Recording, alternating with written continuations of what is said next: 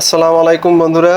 আমি আজকে আপনাদেরকে শিখাবো কিভাবে ইমোতে নাম চেঞ্জ করে, তারপরে লগ আউট করে, ইমো অ্যাকাউন্ট ডিলিট করে সবকিছুই। তো দেখুন, প্রথমে আমরা ইমোতে গেলাম। ইমোতে গিয়ে এই ছবির উপর ক্লিক করতে হবে। এখানে যে ইমো আইডি, ফোন নাম্বার এগুলো আছে, এটার উপর ক্লিক করতে হবে। এখানে ক্লিক করার পরে এডিট যে অপশন আছে,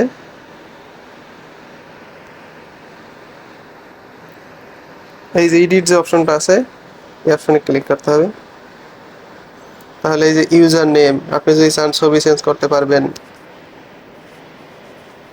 এখানে ক্লিক করলেই এখান থেকে টেক এ ফটো বা চুজ ফরম অ্যালবাম, এখান থেকে ছবি চেঞ্জ করতে পারবেন। ইউজার নেম, এখান থেকে নেম চেঞ্জ করতে পারবেন। এখান থেকে ইমো আইডিও চেঞ্জ করতে পারবেন, তবে এটা একবার চেঞ্জ করা যায়।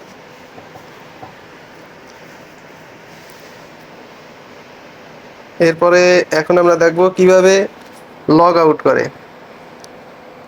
তুমি প্রথমে আমরা এই ছবির উপর ক্লিক করব, তারপরে সেটিং, সেটিং থেকে অ্যাকাউন্ট অ্যান্ড সিকিউরিটি, এই যে অপশনটা আছে এখানে ক্লিক করতে হবে।